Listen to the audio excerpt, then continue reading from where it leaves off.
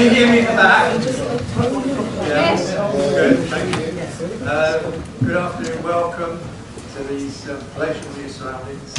And but it's good to see so many here. It's a pleasure for me to introduce Ian Morison. Some of you know I went to university in Manchester and driving past the telescope. An uncommon experience, but I knew nothing about what happened from there. And so I think it's great that we're being addressed by a professor of astronomy. That's really, really good thing. And a Gresham professor of that, which anyone wants to know the significance of an RPR. Those who don't know. Anyway, that's something else. But looking forward greatly to Ian, and the floor is yours. Thank you very much.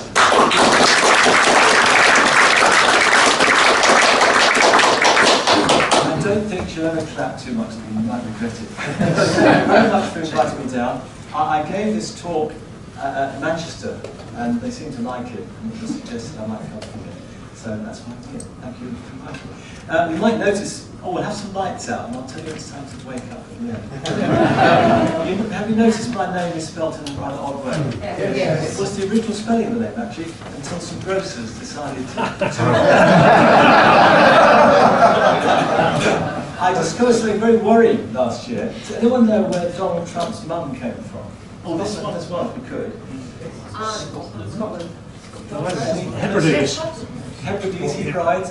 The village of Tongue in the Isle of Lewis, which is 4 miles from where my family comes from. I just hope it wasn't much interbreeding.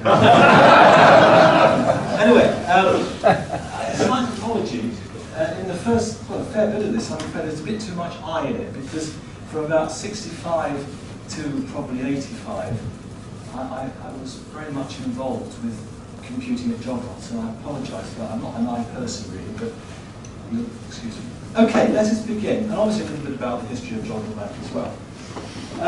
The story begins at the very start of the Second World War. Lovell had been studying cosmic rays at Manchester University, and he was called up to help develop radar. He actually got the OBE for his work in developing the H2S radar. You know, the one where the little beacon goes around the little dots? Very important in the war on the U-boats.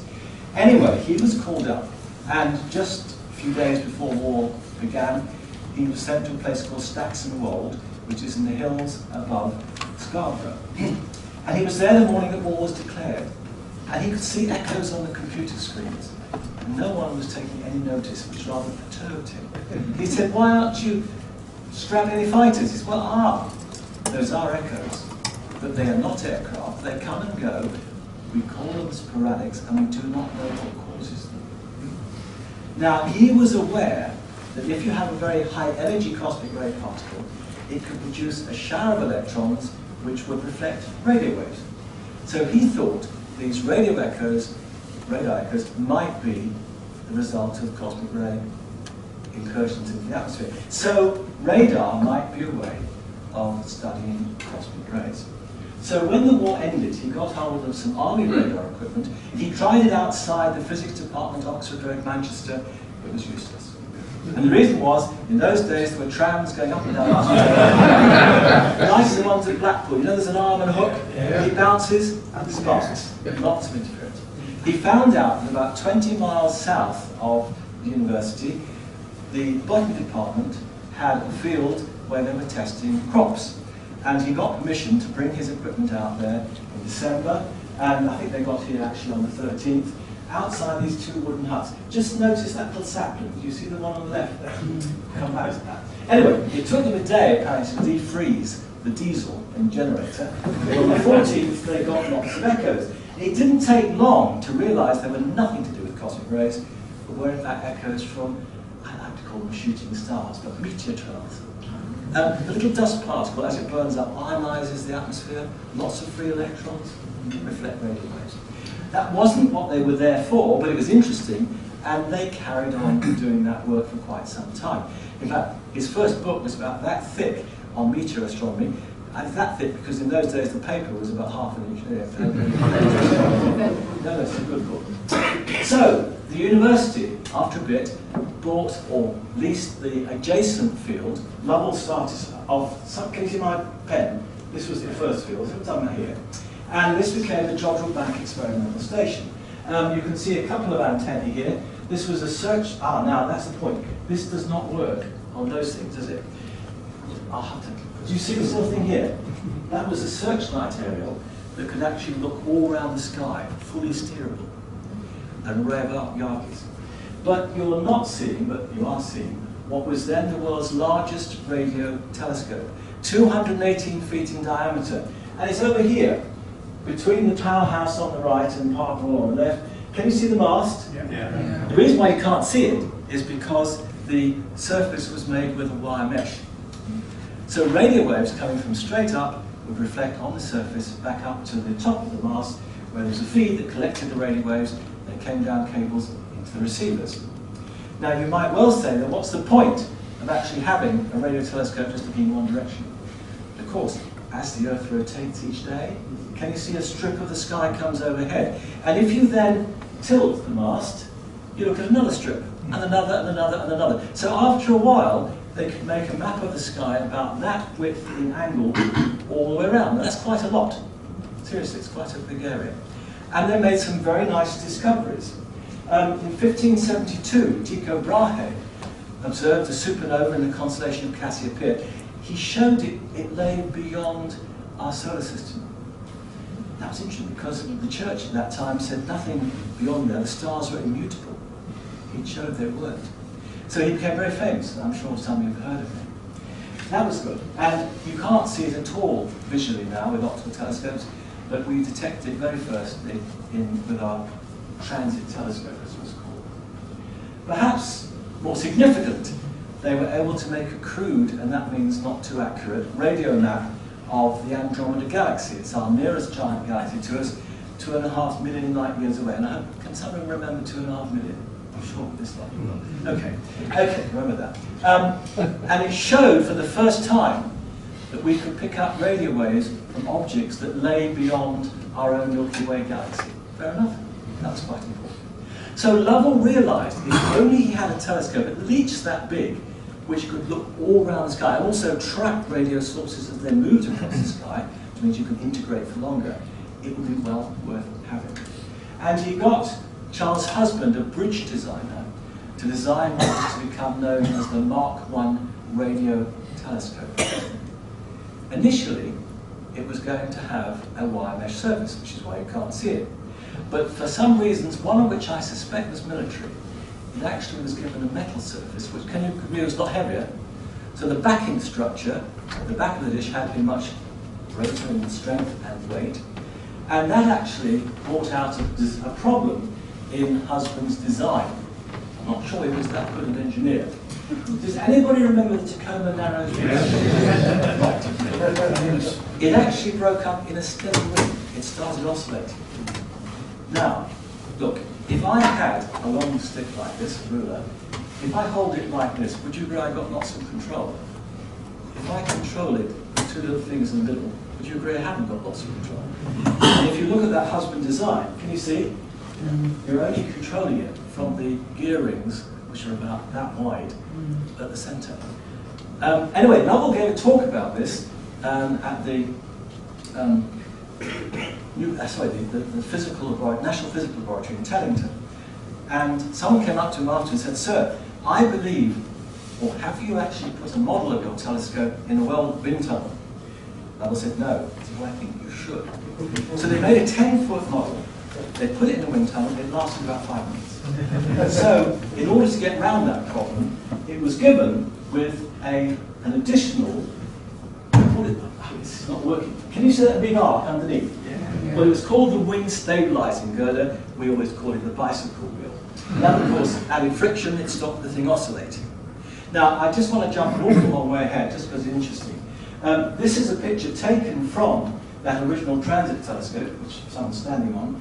Can you see there's a little telescope here, of which that is just a bigger version.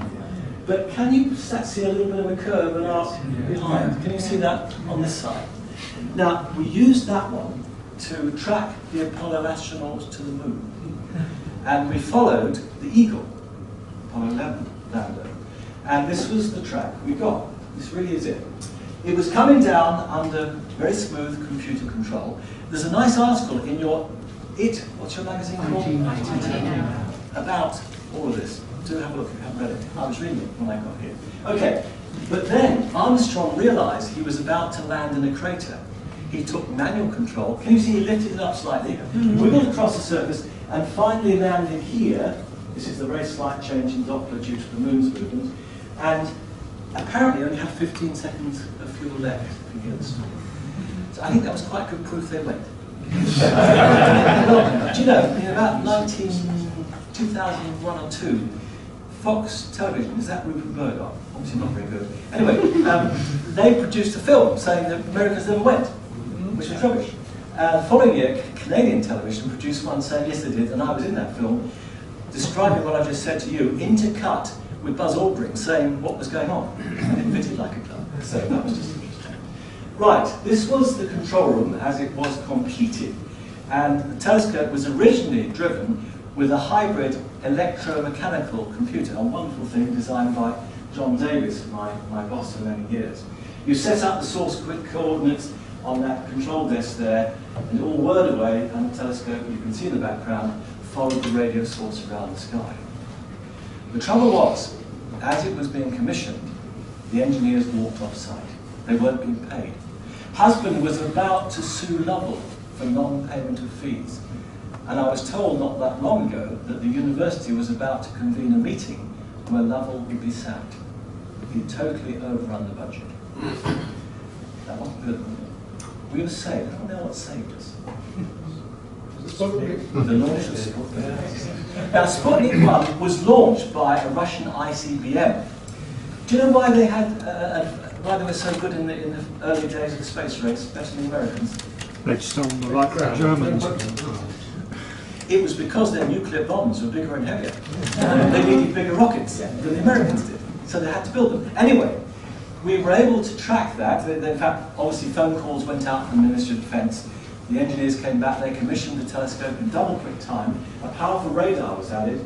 And in fact, on the 12th of October, not long afterwards, the telescope detected the third stage rocket following Sputnik over the Lake District. And I think that's Lovell showing the press the actual echo that we got. So instead of being a white elephant, it was realised that here in the UK we had something that no one else in the world had.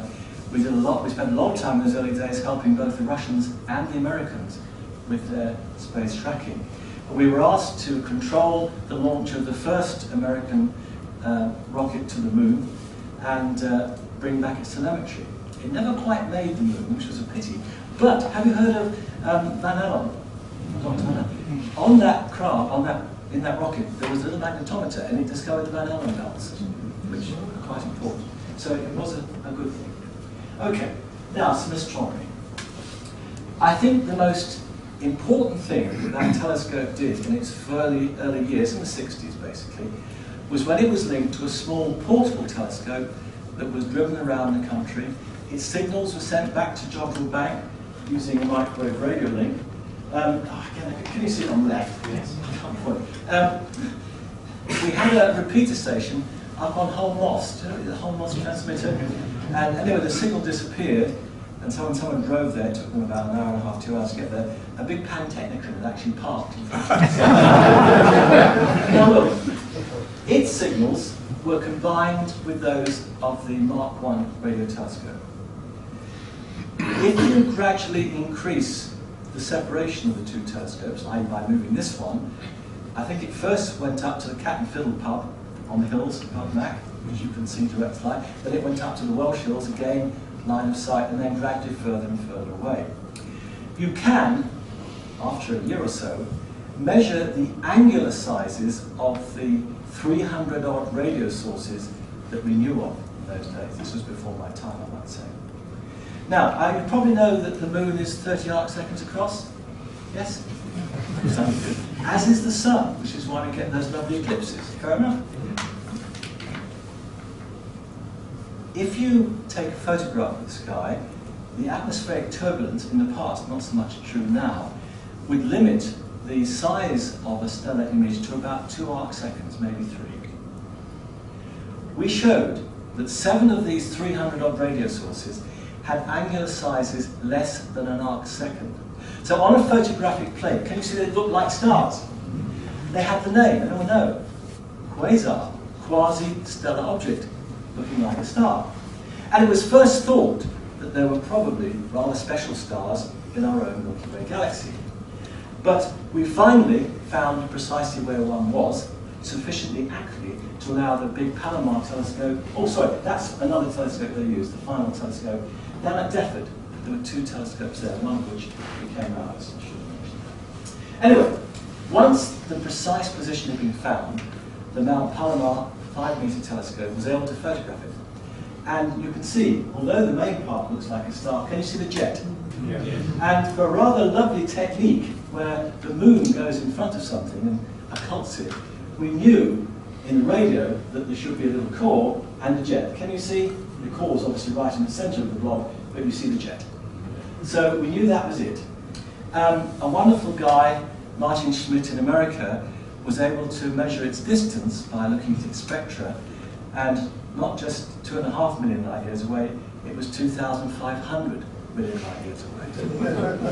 It was then the most distant object known in the universe. The second one, is 3C48, was actually about 7,000 million light years away, which meant that it was then about halfway between us and the edge of the visible universe. So I think we helped discover the most distant objects in the universe. Now I have to say the Hubble telescope is now finding something farther away, but this was a long time ago. Okay, now look, that 3C273 I can photograph from a 12-inch telescope in my back garden. Would you agree it's going to be pretty bright? Because it's so far away. Nuclear fusion isn't enough. And it was thought that probably the energy came from matter infalling towards a supermassive black hole. Because in fact, if the black hole is spinning, you can actually release 30% of the mass into energy. Whereas nuclear fusion, I think, is 0.7%. Do you see? So it was surmised that there might be supermassive black holes at the heart of these objects, and that, of course, has shown to be true. Okay, when I first arrived at Jodrell back in 1965, the first thing I did was to do a computer course on the Atlas computer code, because that was the computer, someone's laughing over there, that was the computer we used in those days, a wonderful instrument. We had a link, and this in fact is the Jodrell link. It's the one right in the front left. So what happened at Jodrell, we had a similar thing. We type out our programs on punch cards, we put them in, they'd go up into Manchester, come out here and go into the computer. Fair enough? Now, this is the fun bit. During the day, that link was linked to us, and we used it. But during the night, it was linked to atomic power constructors in Sutton, Surrey, who were designing WNSB, you know, the nuclear power station. It took them a long time. My wife-to-be was actually doing some of the shielding calculations, so she was using that computer. She was about to come up on a Friday afternoon to stay for the weekend. We had a snowstorm. Someone had to stop it coming. So I typed out a message, sent it up to the link in Manchester, and they reloaded it down to Sutton. Was that the first email? I don't know. Did it stop her? Sorry? Did it stop her? Yes, it did. Okay. Right, now, this was our Mark II radio telescope, as it actually looked in those days. And it was the very first telescope in the world to be controlled by a digital computer, which was a Ferranti Argus 100, which I know some people know about. We have an Argus 400 designer sitting in the audience here. Just careful what I say. Anyway, that's how it looked. It was really very smart. I think you had to type in what's called a primary tape input program, about 13 instructions, so it could be paper tape in by hand on those numbers. That's the front panel, lots of switches and dials. Computers were good in those days, weren't they? All right, okay, and lots and lots of printed circuit boards that went in to make it work. Okay, and it was a serial machine. It had a very slow multiplier. It was actually quicker for many multiplications to do the little subroutine, shifting and adding. Oh, someone's nodding, it really was slow. It couldn't divide. But anyway, it worked. It could divide.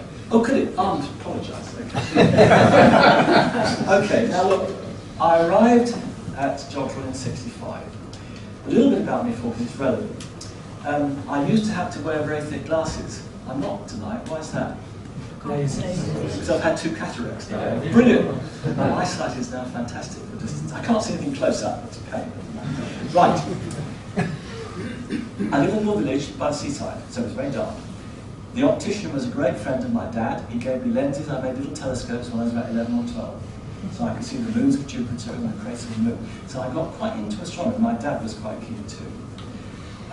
So when I went up to university, I learned a little bit of astronomy along with physics and maths. The other thing I enjoyed doing, I set up the signals unit, playing radios in our local CCF at our school, and I joined the signals unit in the officer training corps. I didn't know what on earth I was going to do when I got a degree, but I found a little advert in the stairwell of the science library. Come and read Radio Astronomy at Jodrell. Can you see that fitted quite well? So that is where I went. Look, I just have to say, I'm being very honest about myself. My theoretical physics was rubbish, my mathematics was even worse. The only thing that got me a passable degree was that I was actually pretty damn good at experimental physics. Honestly, I mean, 2 were very bad, 1 was actually quite good.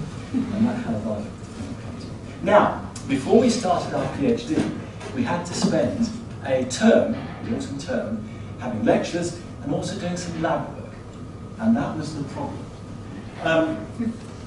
I've got it here. Yes, this lab work was my downfall. Because they presented me with a big board with about 100 logic gates on it and switches and lights. Do something. Now, I know I made it add. I think I made it multiply 2 4-bit numbers together. And for some reason, they thought that was quite clever. Don't ask me why.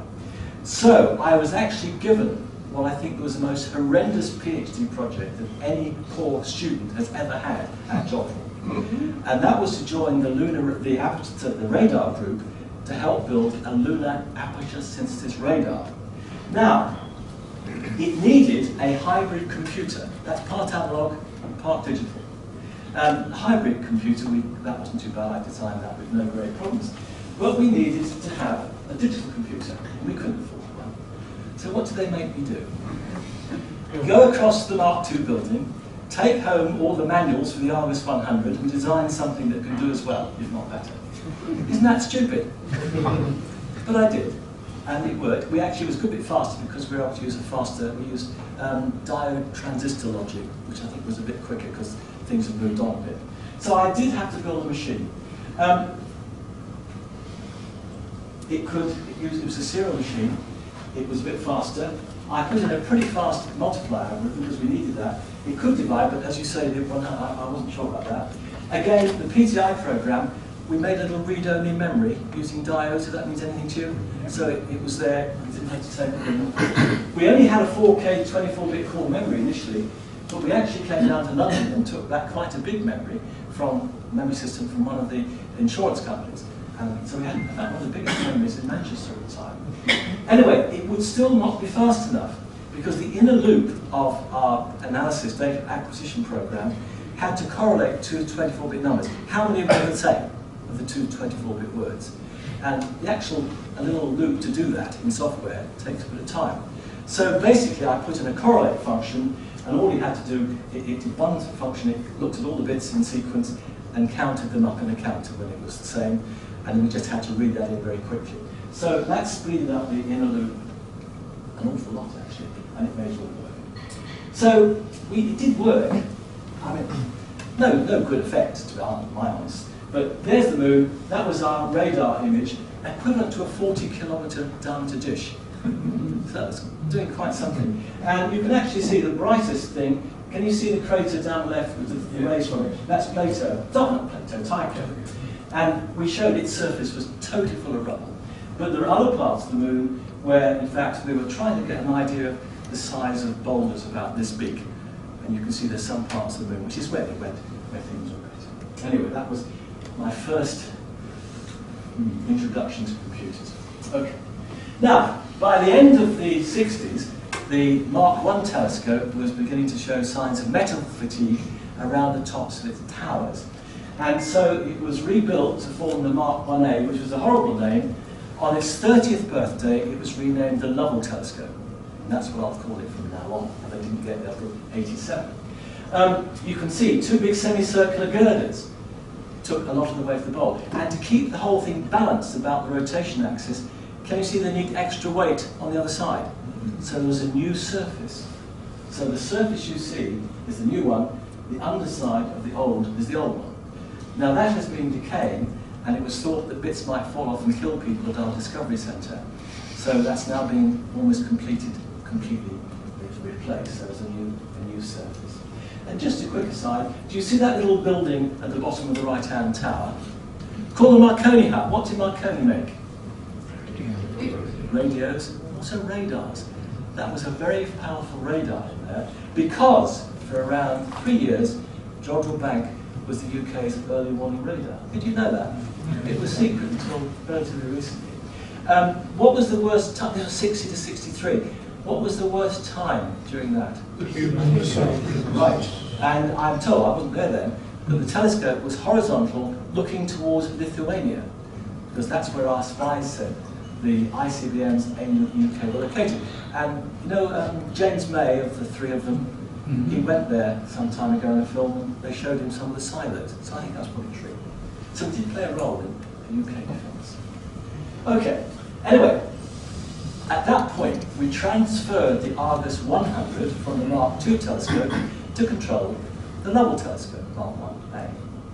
And we bought then 2 new Argus 400s, which I think, did you design? Yes, I designed. Brilliant.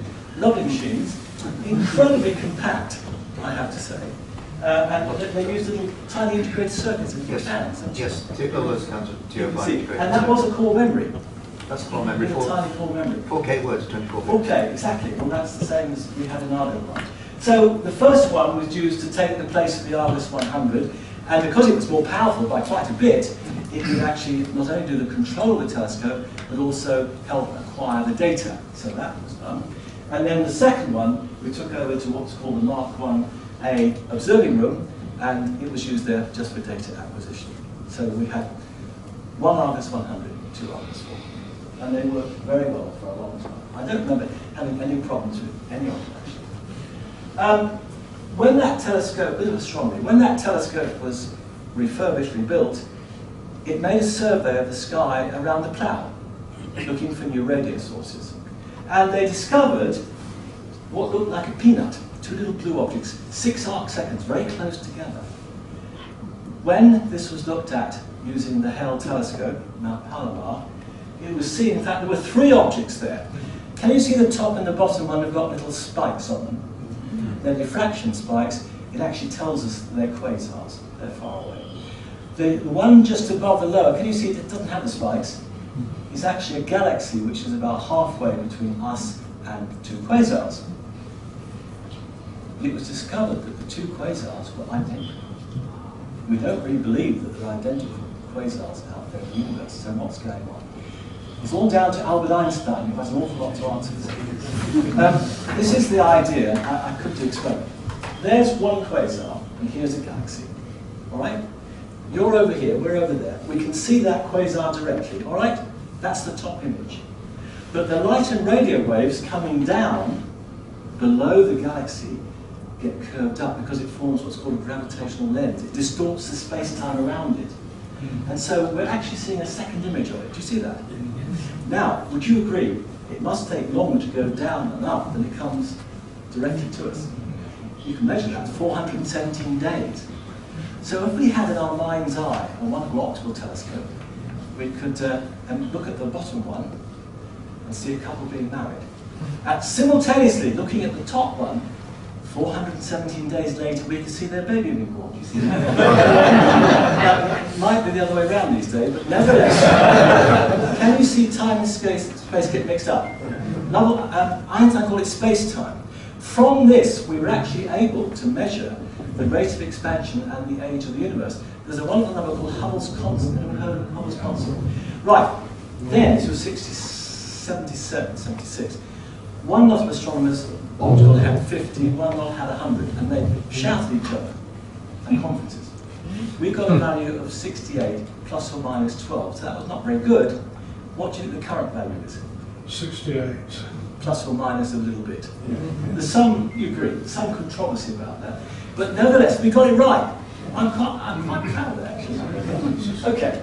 Now, you see, for an awful long time, I was hammered.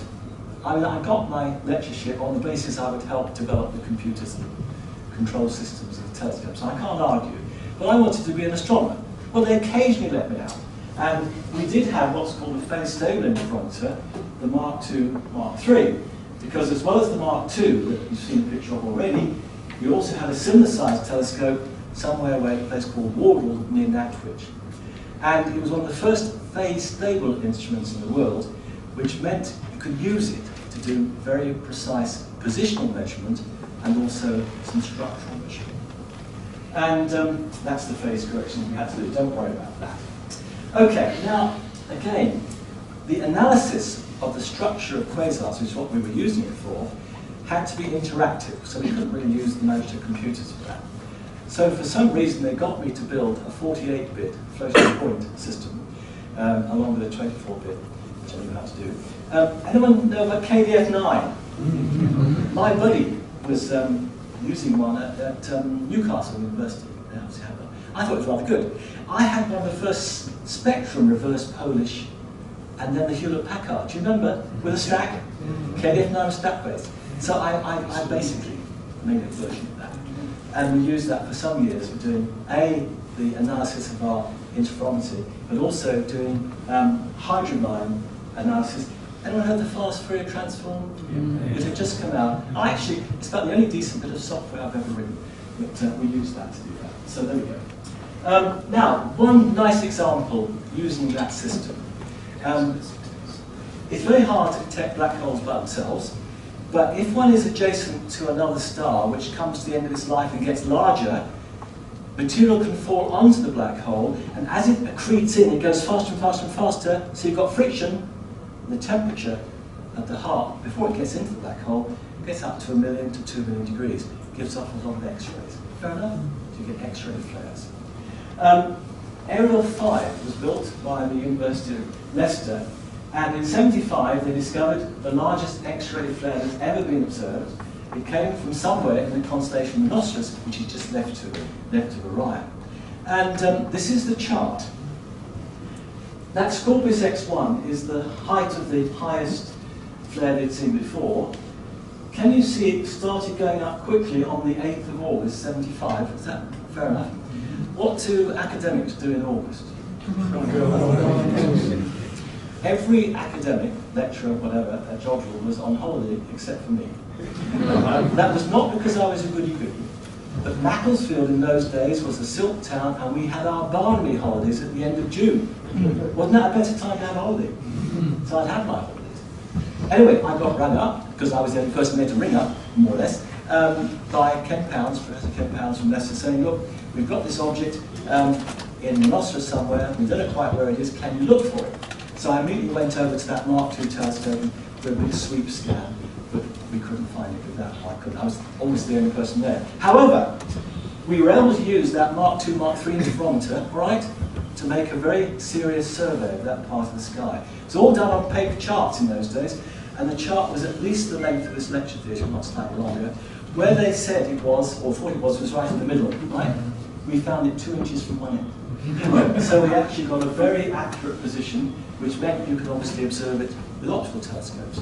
And it was discovered, you don't see the black hole, but there was a K2 type star, which is a little bit less massive than our sun, spinning around quite quickly, because you don't get a black hole going around a star or a star going around a black hole, they both co-rotate. You know what the period is, 3.2 days, 0.32 days, and from that you can calculate the mass of the combined system, subtract off the mass of the K2 star, which we know roughly, and you get 9.7 solar masses. That has to be a black hole. It is in fact the nearest black hole to the Earth, about 3,500 light years away. Now, I'm not saying it's a discovery, but it was probably the most exciting thing that's happened to me in many ways. There's some proof of that, and I'm telling you this, because my youngest son, it wasn't exactly planned, arrived about 9 months later. I told that story at his wedding, and he never spoke to me about it. Now, Lovell was hoping to build a much bigger version of the Lovell Telescope in Mark 1A, and it was 400 foot it was going to be. It was going to be in Myford, there's a valley in Wales, but the cost went up and up and up. So that was scrapped. But instead, we were able to build a machine called MTRLI initially, a multi-telescope radio-linking interferometer, which was basically extending our little Mark II, Mark III system across the UK. And there are the telescopes that we had then. The Wardle one, there's one at Deptford I showed you a picture of, and 3 new ones, Knockin, Dartmoor and Tapley, along with the Lovell Telescope and the Mark II at Jodrell Bank. Okay? So there's the Mark II along with the Lovell Telescope, our home station. I spent a lovely summer commissioning the Knockin telescope, the first one we had. Anyone know where Knockin is? I doubt you would up here. It's on a little by road on the way to Wales, which I sometimes use to go there. And it's a very small village. The most important thing there is the telescope, but it does have a church and a pub, also important, and a shop. And recently, a new owner took over the shop and he put up a big sign.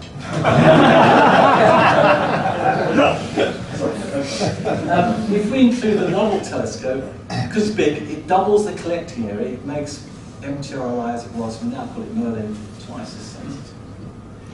We had a problem. We've now got all these telescopes that had to be remotely controlled from Jodrell. Ferranti stopped making this was about 75, 76. They stopped making their Arguses in about 72 or something. After my time. Yeah, which was very sad. Now look, at that time, most of the American computers were 16-bit, the small ones. So what are we going to do? I was reading your IT news, and NAS was saying that, in fact, hardware is easy, it's the software that's the most difficult. Would you agree? I mean, that's often the case, actually. Well, what happened? We needed more than 16-bit precision because of the precision of our encoders. And we also wanted 48-bit floating point to carry out all the many calculations, in fact, to get all the phases lined up. It was quite hard work, I promise you. Okay, what's that word mean? Lucky happenstance. That's fair enough. Right, now, to bring the information from our encoders up, say, on the Lovell Telescope, down into our computers. Can you imagine that's a problem? You've got earth loops, you've got all sorts of things. And I have been using opto-isolation, but also some very clever chips made by Advanced Micro Devices, who you must have heard of. Okay. And I was buying them from their distributors called Quantum Electronics in Derby. Does anyone know? That's probably gone now. Someone's not. I got rung up one afternoon. We've got some data sheets from AMD. We have no idea what on earth they are. Can we send them to you? Will you look at them and come and tell us what they're all about? And have lunch. I think I should have asked more than just lunch. Nevertheless. Anyway, I've been using it, I've just said that. That was the phone call. And the data sheets were about a chipset based upon the AMD 2900. Someone's nodding. Essentially, that chip was a 4-bit microprocessor bit slice. So you could cascade them to make any word length you wanted, fair enough? And the great thing was, how many registers did it have? 16, just the same as Argus. It may be that someone had gone from Ferranti's to AMD and helped design it, because it was obvious to me you could actually make an Argus 400, faster parallel one, quite easily. Does that make sense? So we did. So it's quite easy. You see, we've got so much specialized software, it was much harder for me to design one of those based on that chipset and get them. We had them made out for us, so we didn't have to do all that work ourselves, and could use all the software we'd already got. Does that sound stupid? Thank God for that. We call them microservices. And look, when we completed them, they were state of art. You could not buy machines based upon that chipset at that time. We were ahead of the game. So I don't feel too bad about it. We built 9. Oh, that's the backplane. The basic processor are the ones where all those wires are, because there's I/O there. There's control circuitry and other bits and pieces. Can you see the similar ones on the left? That's where we had 1K memory cards, all right? Initially, as you'll see, we developed the programs in RAM. However, the engineers are very worried about having remote telescopes being controlled from Jodrell. Computers always fail, don't they, when they fall down. So when we got the software right, we wrote it into EEPROM. So we changed the program into ROM.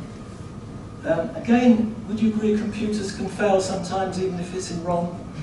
So on the telephone line I'll come to that we used to talk to those computers from Jodrell, we had a system where we could send out a very special code which was looked at the other end, and if it came up it would do a hard reset to start the computer again. And that worked. We very rarely had to use it, but it worked very well. Okay, does it look a bit like the Argus panel? Anyway, it was much the same. We had two for the Lovell Telescope, so it was a redundancy. Lovell wanted to have two so we could switch from one to the other. There was one for each other telescope control, one at Jodrell to act as its control and communications processor, and one to control the frequency synthesizer at Jodrell. And we had to make phase measurements on all the radio links. I won't go into that, it's quite complicated. There's one for that. And that's in fact the system there.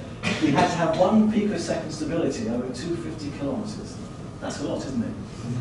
Okay, so I built one machine for that. All those phases were done using dishes on the big tower there beside Jodrell.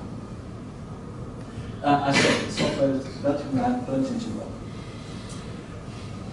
We also, however, needed computers to control the whole system.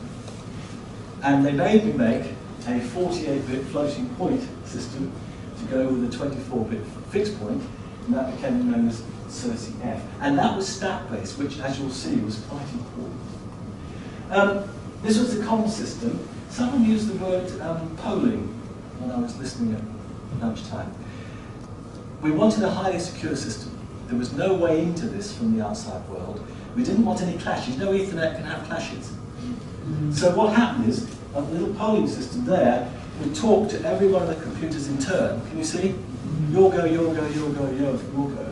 And we had a certain amount of priority in it. So the one that brought all the information back from the telescopes, a big message, you know, that always came over on the 1 second. You get the idea.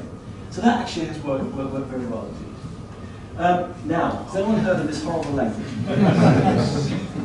It's often been called a write-only language, because if you've written it, it's jolly hard to work out what on earth it does. Would you somebody agree with me? Right, however, it was developed actually to control the radio telescope at Kitt Peak. It's an interpretive language, so you could port it to new machines easily. It used a stack-based architecture, that's the first thing. And the basic subroutines were called words. That doesn't have subroutines. Okay. Confusing, isn't it? It was. So the computer runs an interpreter. Would you agree that adds an overhead? Because every time you do a new instruction, you've got to go through the interpreter. It slows the machine down. There is, however, a fantastic advantage. In the spare time, you've got to have some spare time at the end of a real-time system every second.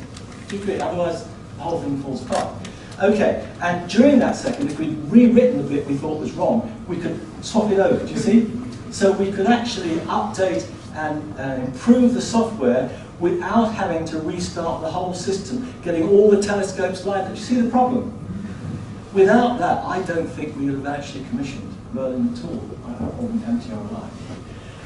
The trouble was, the machine wasn't fast enough.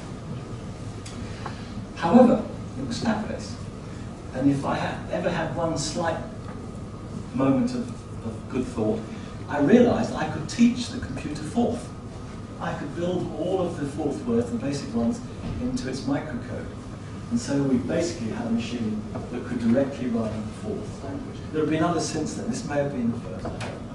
And that made a big increase to the speed of the computer, and it was fine.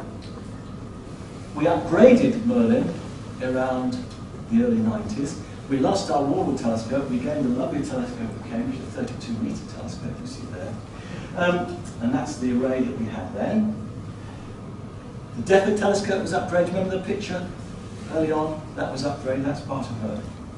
And remember, we'd had those systems in read-only memory. I think the telescope engineers decided they wanted more flexibility, so they gradually took them out and replaced them with microvax machines you probably know of. So that's what ran the telescopes for quite a long time. It's fair enough. This is a picture. Do you remember that double quasar I mentioned?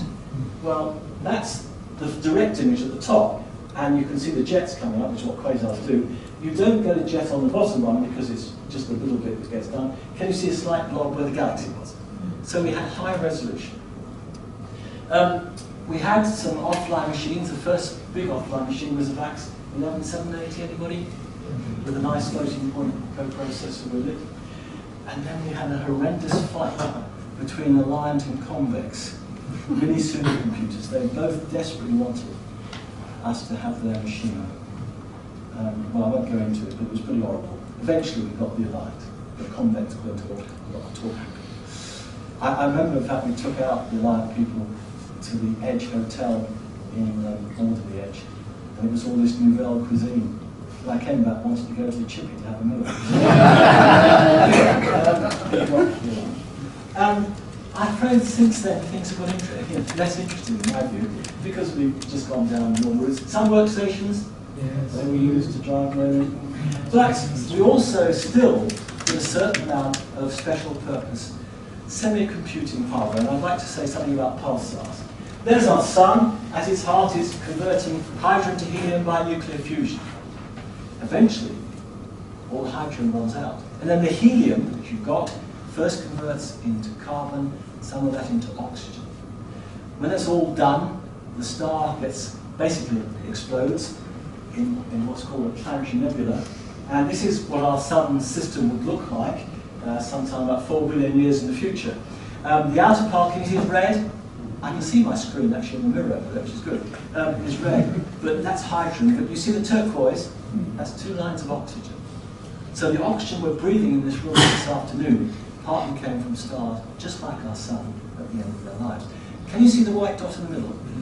That is the dying ember of the nuclear fusion reactor. It's about 220,000 Kelvin. They're the hottest stars known. It's only about the size of the Earth. They're called white dwarfs. Now that's obviously politically incorrect, and I'm told the name is going to change to neutral colour dimensionally challenged objects. More massive stars create elements up to including iron. They've got more mass and the pressures are greater. And when they blow up, you get what's called a supernova. During a supernova, probably quite a few of the heavier elements are created as well. What is left behind is about the size of Manchester, so it's probably smaller than London, about 20 kilometres across. London must be bigger than that, okay? And what's happened is that the protons and electrons have been fused together to form neutrons. We call them neutron stars, okay? They're very small, as I said, but because something big has become very small, can you see they're rotating very quickly? They have an incredibly powerful magnetic field, and you get beams of sometimes light, but usually radio waves, sweeping around the sky, like that. And if we happen to be here, you see we get a little pulse every time you have a rotation. You sometimes get 2. So we call these things pulsars. Okay. And although Jodrell Bank isn't terribly good at detecting them, there are other telescopes that are better, as you'll see, we are very good at timing them. You have to have very precise timing measurements, and in fact in the 90s, in the 70s and the 90s, I built the clocks that keep Jodrell Bank on time. That's another matter. Anyway, there's a problem with pulsars, that as that very narrow pulse comes through interstellar space, because space has got electrons in it, different frequencies come at different speeds. So the pulse gets dispersed. So you can see the pulse arrives at different times at different frequencies. Now, you can obviously have a very narrow band filter, like you see there's bands across. You could take one of these, and that will give you a sharp pulse. But if you try and have the whole band, can you see it's all blurred out? Makes sense. So what we did, we basically integrated the output of each filter as the pulse went through it. All right? Now, how do we do that? Very simple. One of our technicians spent almost a year building, I think it was 256 filters. That number ring a bell to everybody. Okay, and I had to build the other bits, which were much easier. The output went through a detector, and then through a very accurate voltage to frequency converter, AMD chip, I think, and then into a counter. So can you see, if you start the counter counting, it will actually have a number in it, depending how strong the signal was in the filter. Does that make sense? Well, we had to build one of those for every one of the channels when we passed that. And then what we did is this. As the signal had to come over here, the signal integrated to here. But when we think and we knew precisely the rate of dispersion, that pulse would have got to this filter, we transferred that number into there and carried on integrating, and then from there to there and there to there. Do you see the point? So we chased the pulse across the bigger band, and that made a big difference. Okay. Now, I said we weren't very good at discovering pulsars, partly because we're in the wrong bit of the galaxy. You want to look at the southern hemisphere where the Milky Way and everything is where stars are, is much easier to observe. So we built a fantastic 13-beam receiver to go down to the Parkes Telescope in New South Wales. Anybody heard of it? Anyone seen the film The Dish? Brilliant film. You might remember Nixon spoke to Armstrong on the surface of the moon. Those signals were relayed by that telescope, and The Dish is a wonderful, slightly comedy film about that. Putting it for £5 off Amazon, I do recommend it. So that made a survey, basically of the southern sky, and all those little red dots, which are in the southern hemisphere, were new ones. The black ones have been discovered in the northern hemisphere, partly by us. Using a supercomputer at Jodrell, one of those was shown to be not a single pulsar, but two co-rotating about each other. So I've got to come here to make it work. Do you get the idea? They're not really going down fast enough. Now, because these are such brilliant clocks, we can measure their orbital parameters precisely. They're about the diameter of the sun apart, okay? Einstein says that each day they should get closer by 7 millimeters because they are radiating gravitational waves. That is precisely what we measure. This is probably the best test bed. I'll stop this so I don't hypnotize you. This is the best test for Einstein's theories we probably have at the present time, and we got the Descartes Prize for our work, which is actually more valuable than the Nobel Prize. It's a European prize. It bought our coffee percolator. But also, I think, a supercomputer as well. Now look, if these two are getting closer together, can you see they will eventually coalesce into one? We suspect forming a black hole. This is a sort of a simulation. The green grid is space-time. I've done that. Here we go. And can you see ripples working their way out? And as they get closer together, they go around faster because that's conservation of angular momentum. The ripples get bigger and they get more closely packed. When they finally coalesce, you get what one can only call a gravitational wave tsunami, and the thing probably becomes a black hole. And you didn't quite see, there's a gamma ray pulse, we suspect, which theoretically is about 2 seconds after the gravitational pulse. And that's because it's got to come from the surface of the star system, not the center. Anyway, that's what we suspect. Have you heard of LIGO? Yes. It's absolutely amazing. Right. There are two of them in America, Hanford in Oregon and Livingston in Louisiana. They have two arms, 4 kilometers long, at right angles. And they send laser beam back and forth, back and forth, back and forth to get an effective length of 1,200 odd kilometers. If a gravitational wave comes along, momentarily, which is the English use of the word, one arm gets shorter, the other gets longer. And they can measure that. Now, it occurs to me, no one's ever said it, if a gravitational wave comes this way, would you agree they both do the same amount? Yeah. You wouldn't detect it, but any other direction you probably would. So, that is the idea. This is the one at Oregon. And very nicely, at the beginning of 2000, 20 years ago, another one, a bit smaller, called Virgo, near Pisa in Italy, came online. And on the 14th of August in 2017, they both, or three, detected the gravitational wave when two pulsars coalesced into one. The Virgo signal was a lot less, but it was there. Because all three had, oh, that's the chirp. Can you see how the oscillations got closer and closer together? And then there's a big spike, which was the gravitational wave tsunami, should we say. And there should have been a gamma ray burst a couple of seconds later. Well, the first thing to say is that the Fermi spacecraft, which is a gamma ray telescope, detected the gamma ray burst 2 seconds after the gravitational wave, which I think is the first time it's been shown that gravitational waves travel at the same speed as electromagnetic waves, i.e. the speed of light. That's, I think, the most recent verification of Einstein's prediction. That is wonderful. Because three of them had detected it, they were able to show pretty much where it was. And it was up there, that little green region. Everybody looked, and they discovered it was actually in an object. The name was there, and it is in fact. Oh, sorry, I missed out one picture, but it is in a galaxy 153 million light years away. Isn't that impressive? How that works, I do not know. But I'll say one thing: you have to have a fantastic suspension system to stop the mirrors at each end being affected by cars and things nearby. That was developed at Glasgow University. So the UK has had quite a lot to do with Glasgow, which is very, very pleasing. And in fact, one of our UK people got the Nobel Prize. Another one would have done, I think, but he died just before it happened. Okay. We're getting to the end, you might be pleased to know. Again, by the end of the last millennium, the Lovell Telescope was getting a bit tired, particularly its surface was getting a bit rusty. Do you see that? Now, it looks worse because they're already beginning to strip it, and that releases a lot of rust. But anyway, we were given a Millennium Grant, and they were able to strip off the old surfaces, put in a new surface made of galvanized steel, so it shouldn't rust. It looks rather interesting, because they've done half of it, well, all of 1/3 about. They painted a bit to test it, and you can see with bits they've done which they haven't. Now that is a bit worse than it really was, because I took that at dawn, 8 o'clock, on the 2nd of January. Why I was at Jodrell then I don't know, but can you see the red light from the sun was making it look a bit worse. Anyway, the point was it was all done. That new surface was made far more accurate than the old.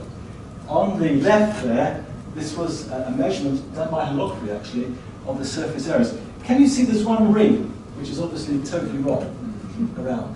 Anyway, the new surface, after our first iteration, was the one I really liked.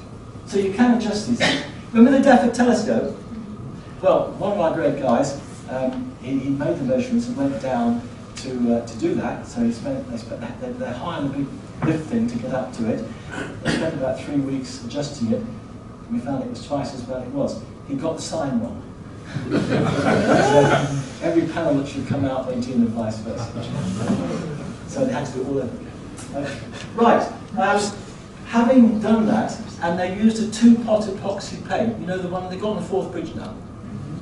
We used to have to paint every 5 years. Now it's probably 15. It looks really rather lovely, doesn't it? Not only that, we put in brand new drive motors and 10 computers actually on the telescope, little ones, making more work in synchronous and to drive it around the sky more precisely. And that's the drive cabinets which we use to do that. The control room now looks totally different. You can't see any computing, there's just lots of lovely big screens showing the duty controllers what's happening. We're now at our 3rd generation of telescope control computers. They're VME systems, anyone know that? Yep. VME bus systems we have, do lots of good jobs. And we have some wonderful displays produced by a colleague of mine showing the controllers exactly what's going on. We got a grant at the Millennium afterwards to make Merlin better. We now call it e-Merlin. You know, everything is better when you in front of it. So what we did is we spent £8 million pounds to basically link all our telescopes with fibre optic cables, our own dark fibre network. That's the basic layout of the network there. Basically, we have a 2 to 4 gigahertz bandwidth, which is far bigger than we had before. That gets split onto 3 colours of light, each of 10 gigabits per second. So we're bringing back 30 gigabits of data per second from each telescope. That's a lot, isn't it? And I mean, that's what happens. Finally, it gets the job back, and we have a machine that combines it all. Because that will produce so much interference, it is in what's called a Faraday screen room. You know, total covered with copper. So that if you go in there, lock the door, it is totally black. You can't go in now. But anyway, I did take people in sometimes. And so nothing would actually do it. I'm told there's a restaurant in London which has done that, so people can't use their mobile phone. That's a great idea. Okay. So we now have not only high sensitivity, well, not only high resolution, which we had before, but also much higher sensitivity. We can make some wonderful images. Do you know the top left-hand star of Orion, called Beckeger's? Yes, anybody? It's a red giant. We think it's the next star that's going to explode in the northern hemisphere. We don't know when. Typically, before these things get to their point of becoming a supernova, they start becoming very unstable. They blow off material. Can you see it's not symmetrical? It's about the size of Jupiter in Jupiter's orbit. It's pretty big, but there are bits coming off. So we think that's going to blow up at some time. And that was done with Merlin. Hubble, yes, it did a deep field around the Plough, some of the most distant galaxies ever observed. And we can now observe them quite well, and we're trying to study the evolution of galaxies in the early universe.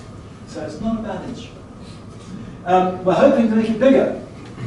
There's a telescope at Goodyear called Arthur, which was basically the same telescope as our Mark II. And that was built to pick up the signals from Telstar. Yes, good. It's got a round dish, but otherwise it's the same. So we hope to use that one and another telescope as well, hopefully in the next couple of years. So Merlin, I think, has got a good future. We do something else. We're part of the European VLBI network, Very Long Baseline Interferometer it's called. And this is the final little example. If you go up to the right of Merak and Dupe in the Plough, there are two galaxies, M81 and M82. Can you see the top one looks a bit like a cigar? It's called a cigar galaxy, and that's a high-resolution image of it. And can you see all that rubbish coming out of the middle? We think that in there's about one supernova explosion every 30 years or so. In our galaxy, we can only see about one every few hundred years, so that's quite good. So it's called a starburst galaxy. Now, Merlin can image it. If the galaxy was the whole width of this wall, that's the middle bit, all right? That's where it's all going on. And those blobs you see are supernova remnants, and we can watch them getting bigger. We'd like to do better, but you need much more resolution. So we link up our two telescopes, Lovell and Cambridge usually, sometimes Mark II, with telescopes all across Europe. Can you see where they are roughly? Right down as far as Sicily, up in Finland as well, I think, and Sweden. Nothing in France. They don't seem to want to know. It's very sad. Anyway, that's another matter. So that gives us about 10 times greater resolution. Originally, we used to store our data on very large magnetic tapes. I think like what they used to use at GCHQ to record theirs. Then we used arrays of hard disks. Have you know RAID arrays? Big arrays of hard disks. But now, it's much cleaner, and we can send the data directly back to Dwingaloo, and it can almost be analysed online. So it's like an enormous Merlin, in some respects. You see that? Which is pretty brilliant. So that's a wonderful thing. And those are little tape decks. They still seem to be there, but that's just for history, I think. And what was an expanding blob to us was actually showing some structure, which is good. And we actually can spot new supernovas as they arise as well. So, very last slide. Over the years, things have got better. Particularly the receiver systems, the receivers that we have now, probably in sensitivity and bandwidth, can be a few hundred times better than those we had, you know, at the start of the Mark I telescope. So if that was one, it's now probably well above that. The Appelsbrook dish is the largest one in Europe. It's in Germany, it's 100 meters, we're 76. The Americans built the very large array, because they're not very modest. So we built a very small array in no time. We did. Mind you, it's only about that big, so it is small. And then an upgrade happened to the Arecibo dish in Puerto Rico, and that became very sensitive. Now, I have to say, the Chinese, that's not on this chart, the Chinese have built a thing called FAST, which is about twice as big. So that's the most sensitive radio telescope in the world as we speak. We would like to do better. Well, making E-Merlin and the EVLA has brought them up to the top there. Do you see? We've both got better. We've got a lot better than the Americans have because we can use more bandwidth. We want to do better still. And so countries across the world are combining to produce what will be called the square kilometre array. It's going to be built, well, there's two parts, part in Australia, but the main part, I would say, is going to be in the Karoo, you know, the Northern Cape of South Africa. And there's already about 60 dishes there, and in the next few years, about 250 will be added. That's the sort of thing. They're about 16 meters in size, and they look a bit like that. They're all linked up together by fibre optics, and because we've done that for Merlin, we're doing a lot of work on the fibre optic systems for that system. So to bring all that data together to build a telescope that's really very big and very sensitive. And that's, in some respects, the future of radio astronomy.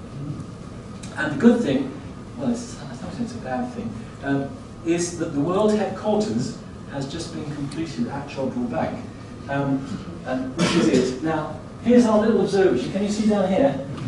And that's them. Now, the other annoying thing is they've taken away most of our car parking, which is they're not very keen on. But look, it's great to have that. They've got, it's not showing you, there's a wonderful lecture theatre. It's called the Council Opera Room, which is fantastic. We had a big conference in there just last week, which was great. I still go out there, by the way, at least once or twice a week.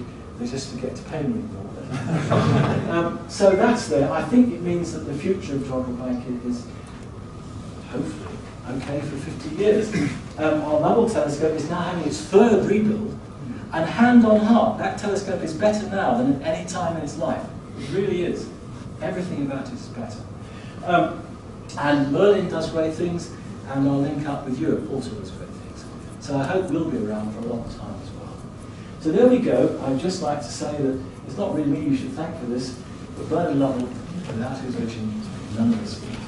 Thank you for listening.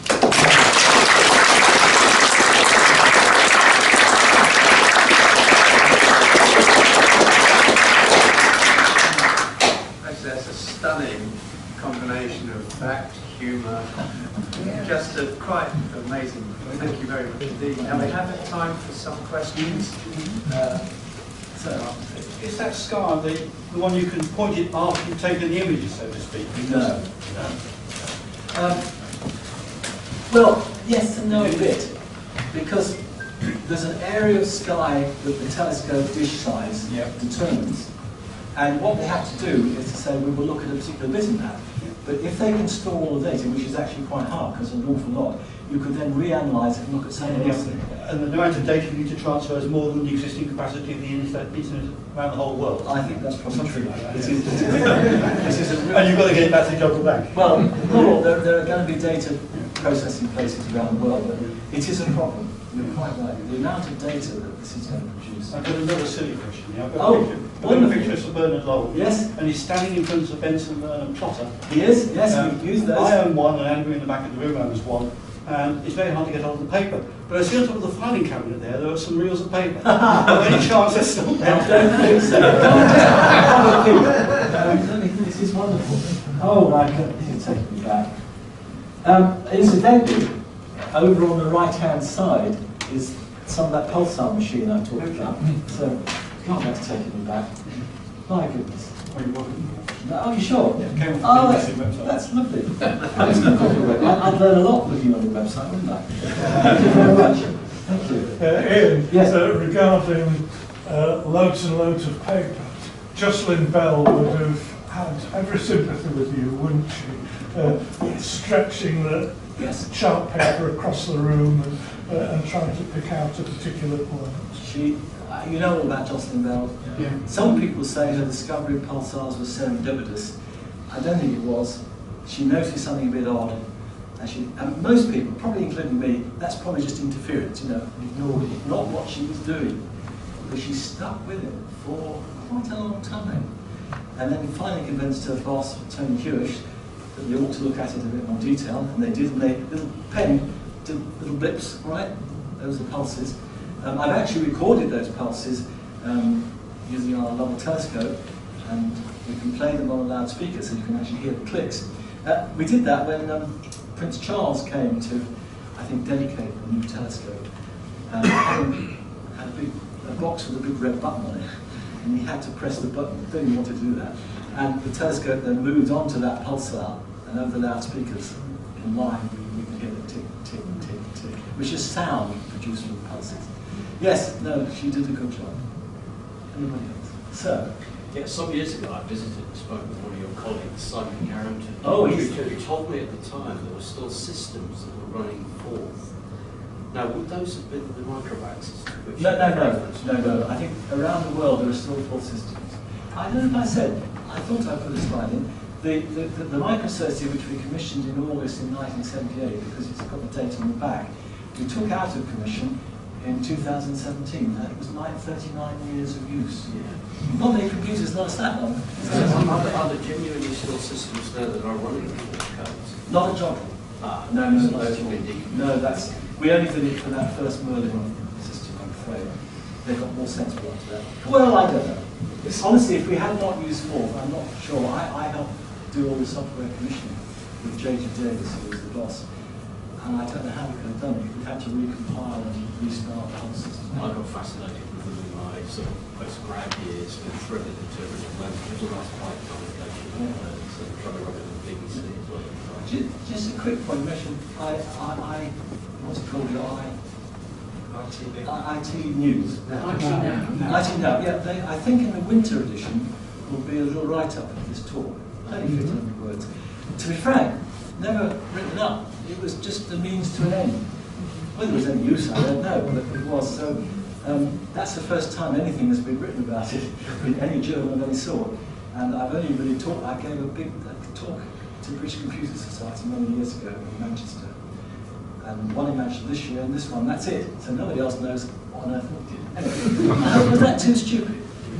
I don't think so. I'm convincing myself it was all right. Sir? 3 questions. About a decade ago, the physicists at CERN were also talking about the challenge of huge amounts of data coming out of the Large Hadron Collider. And there was a huge enthusiasm for something called grid computing that they invented to pump this data to supercomputers around the planet. This was going to revolutionise computing. I've heard nothing since. Well, Two halves of the question: are the astronomers leveraging that technology? Did it actually come together? Yeah, we're doing something very similar. I have to say that in some of our sub-basements now, there are just arrays of processors, GPUs. You know, they use those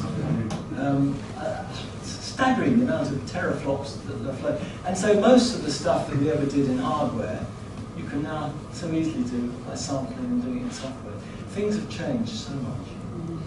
Somebody here was that. Do you have the same problems as the BBC with your archives, with them decaying and being on media you can't read anymore, and all those kinds of problems? That is true. I mean, we actually used to keep data on paper tape. And one thing that we'd observed in the 70s, it looked, well, in the 90s, people thought it might have shown what's called superluminal motion. It's a suspected problem. And we were able to go back to the paper tape, extract the data, and we published a paper. So one of the most recent was in the late 90s, you know, based upon observations made in the 70s, because it was on paper tape. Now nowadays, what do you do? It's horrible. No, I agree, it's a real problem. Was somebody here? Yeah, I visited Jodrell, I think in the late 70s, during an open day, and I have a memory of playing a Guess the Animal game on Teletype. I don't remember that. Brilliant. It was one of the, it was the kind of, you know, does it have how many legs it's got, and that sort of tell you what it is. So you don't remember anything? No, I do remember Annika Rice coming. And we put one of her little, you know, these little pink things up on one of our small telescopes, and we had to lift her over the fence to get at it. Well, actually, Professor Graham Smith did most of it. Anyway, sorry. No, I don't remember that, I have to say. I was a lot to do with that, but I don't remember that. Sir? Right. Just interested for your site, we saw the site from an aerial photograph. You do, yes. How does the serious people there get on with the Blue Dot Festival? My grandchildren Well, have been to yeah, twice. I know. I have actually spoken there, so I can't be too bad on it. It's trying to encourage people into science by combining it with music, so you have to say that's good. Produces an awful lot of light pollution, which is not good. We wrote, do you remember Hale Bob? Well, we did some observations, and I took a little picture, which was published as well. We got these letters saying, look, you're causing all this light pollution by lighting your telescope up. I said, well, look, you can actually see the tail of the comet. It can't be that bright. It was a 30-second exposure. We had very little light on the telescope, and it's even less now than it used to be. So, look, I don't know. It had a big impact on the children, which is... Yes, I think that's what it's trying to do. So, on balance, it's a good thing. Can't get near the place for about a week, but that's a good thing. question here. Maybe not of interest, except it's a very, very long time ago. After I'd been in the army for a couple of years in the Marine, I was an undergraduate at Southampton University. My interest was electronics and all this sort of thing. But I do remember at the start of the course, we'd all heard about this guy, Merlin Lovell, and how he spent too much money on his research, and we all heard rumours that he was going to end up in prison and all this kind of thing. So that was what undergraduates knew. And then sort of a few days later, suddenly we heard the Sputnik had gone up in the sky, and a lot of older people said, oh no, it's just propaganda, the Russians couldn't really do that, they're just reflecting the signals off something else. And then we heard that Lovell had become the great world changed his whole position overnight. It saved us. I mean, there's no way. Well, I'm just saying I wouldn't have that had a job from just as a humble undergraduate. Yes, you knew about well, maybe not that humble, but you know, yes, it filtered down to that level. Brilliant. Well, it was before my time, but without it, I'd never got a job at anything. Sir? Going back to interference, how does Jodrell Bank manage with a main electrified railway? Ah, now that's, well, there's two bits to the railway first. Right, when I lived on the west side of Macclesfield, and there's a valley, and on the other side is the railway line, and in the past I'd see blue flashes because of the things. Now they've actually redesigned the catenary. Is that the bit that goes on? So you don't get, so I don't see. However, what they did took a mile, I think, before and after Jodrell, they actually lowered the catenary. So the cable, so the catenaries were under greater pressure, so they didn't bounce. That meant they wore out and the cable wore out more quickly. You see that, but they did do that. And interestingly, you know they now have radio transmissions all down the railway lines. Where do you think the one for our bit is? Alongside you. It's as close to us as possible. And that's because it's in what's called the near field of the dishes. So when all the signals come from different directions, they don't add up in phase. Things further away. It doesn't make any sense. Somebody might. So it's as close as it could be. It's surprising, isn't it? Now, the other problem, of course, is interference from all the houses and mobile phones and everything. There are things we could no longer do, because particularly with mobile phones. You look at galaxies, there's the hydrogen line, 1420 megahertz. But the further away the galaxy is, the lower that frequency gets. It doesn't take too far out there to get into the band used by mobile phones, so we cannot observe those anymore. It's shutting off the political universe to us. The only things we can now do, seriously, one is with Merlin, because the telescopes are all well separated, local interference doesn't correlate. Does that make it? Yeah. So that's all right. As long as it doesn't overwhelm our receivers, we're okay. We design them so they don't. And the other thing, of course, is pulsars, because we know precisely, we have what's called a match filter. So we can look at things through a lot of other interference. So those are really the two things we do at Jodrell now. And there was a lovely, one Christmas, we had to stay away for about 4 weeks because they were doing something and all the local computers at Jodrell would have mucked it up, so we had to work at home. We do have a microwave. It's a Shield capital. A lovely story. You know the dish I mentioned? They discovered things called peritons, which were signals, quite short, that change in pitch. They went down in frequency. After about a year and a half, one of the students noticed that they mostly were detected around lunchtime during the week. And there were people opening the microwave oven. You see, the radiation inside would gradually decay. So, which honestly, the day we found out, we did exactly the same experiment with ours, and it was quite true. Sorry.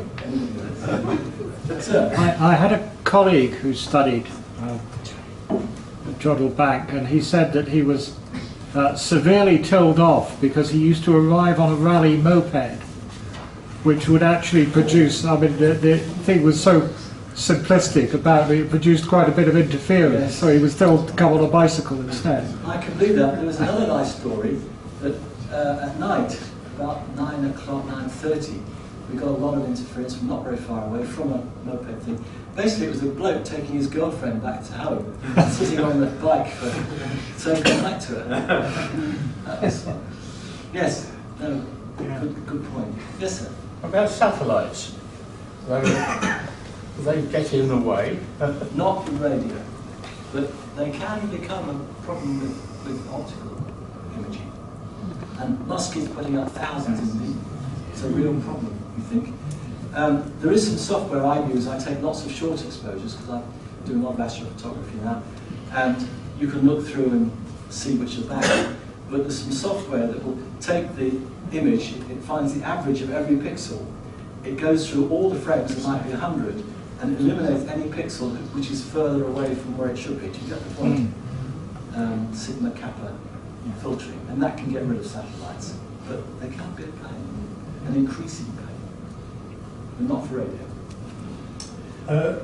Just one comment, completely unrelated to the subject matter of the lecture, but it's Ian's birthday. I've signed his card, but maybe you'd regard it as from all the members of the society.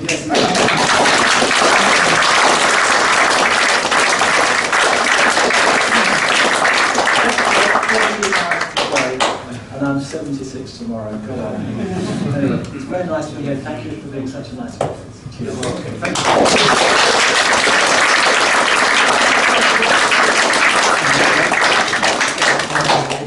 Well, absolutely stunning afternoon, thoroughly superb, great stuff. The next episode of Great Stuff is